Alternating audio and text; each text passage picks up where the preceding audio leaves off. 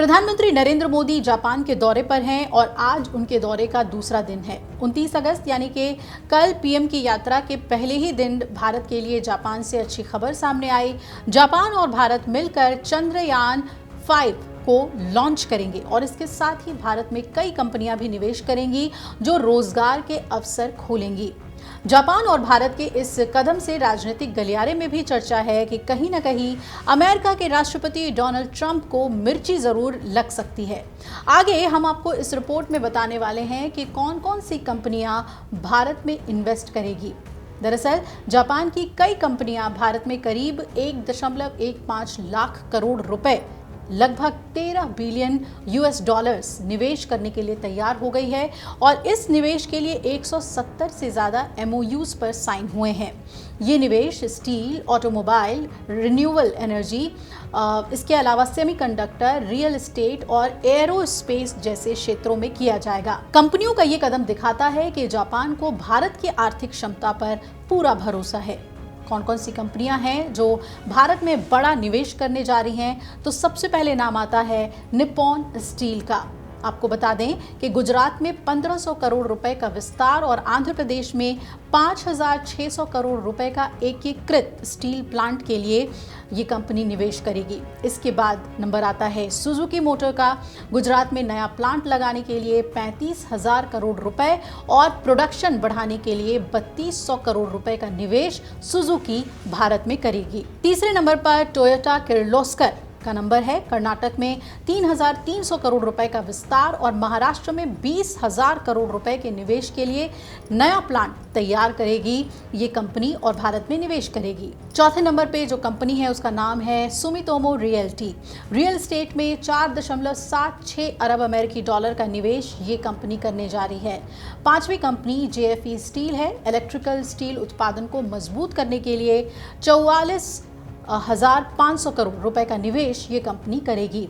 छठी company का नाम Osaka gas है जो 400 मेगावाट की नवीकरणीय ऊर्जा परियोजना और भविष्य में ग्रीन हाइड्रोजन की पहल के लिए निवेश करेगी। तो अपने 2 दिन की यात्रा पर गए हैं पीएम मोदी और 29 से 30 अगस्त तक जापान की अपनी इस 2 दिन की आधिकारिक यात्रा के लिए शुक्रवार को ही वो टोक्यो पहुंच गए थे। इस दौरान प्रधानमंत्री मोदी 15वें भारत जापान एनुअल समिट में भाग लेंगे और इस दौरान वो जापानी प्रधानमंत्री शिगेरू इशिबा से मुलाकात करेंगे। प्रधानमंत्री मोदी की जापान यात्रा ऐसे समय में हो रही है जब राष्ट्रपति डोनाल्ड ट्रंप की व्यापार और टैरिफ नीतियों को लेकर भारत अमेरिका संबंधों में खटास आ रही है।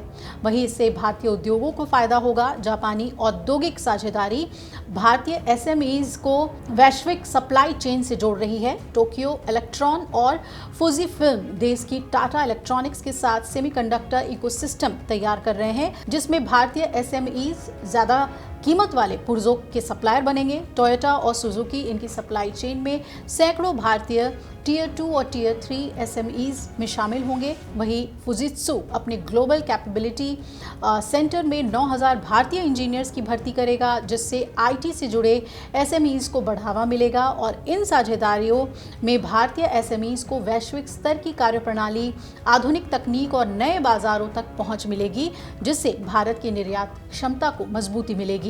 अब बात कर लेते हैं चंद्रयान 5 को लेकर भारत जापान किस तरीके से कोलैबोरेट कर रहे हैं। जापान के रॉकेट से लॉन्च होगा चंद्रयान 5। जी हां, भारत जापान के बीच चंद्रयान 5 मिशन को लेकर एक अहम समझौते पर हस्ताक्षर हो गए हैं।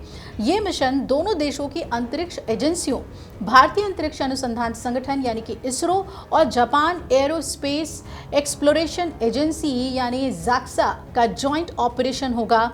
इसमें दोनों मिलकर चांद के दक्षिणी ध्रुव की स्टडी करेंगे। इस समिट में इशिबा ने भारत में अगले 10 सालों में 10 ट्रिलियन येन, करीब 6 लाख करोड़ रुपए निवेश करने की बात कही है। वहीं पीएम मोदी ने एक अलग भारत जापान समिट के लिए इशिबा को भारत आने का भी न्योता दिया है। तो इस तरीके से देखें तो 8वीं बार जापान के दौरे पर पीएम पहुंचे हैं।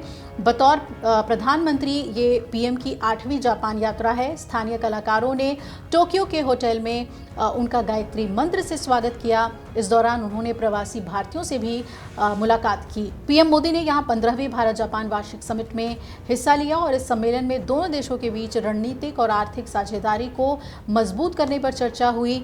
उन्होंने रवाना होने से पहले सोशल मीडिया पर भी लिखा था, इस दौरे का मकसद और भारत और जापान के बीच खास रणनीतिक और ग्लोबल साझेदारी को मजबूत करना है। जापान के बाद पीएम मोदी 31 अगस्त को चीन पहुंचेंगे और प्रधानमंत्री की ये जो यात्राएं हैं, जो विदेशी यात्राएं हैं, वो बहुत अहम हैं टैरिफ के मद्देनज़र, क्योंकि भारत अमेरिका से होने वाले नुकसान को पाटने की कोशिश करेगा अलग अलग साझेदार ढूंढकर। और जापान की अगर उनकी यात्रा को देखें तो एक बड़े पैमाने पर सफल यात्रा के तौर पर भारत इसे देख रहा है। अगर आप ये वीडियो YouTube पर देख रहे हैं तो हमारे चैनल को सब्सक्राइब कर बेल आइकन दबाएं और Facebook पर देख रहे हैं तो हमारे पेज को लाइक करें।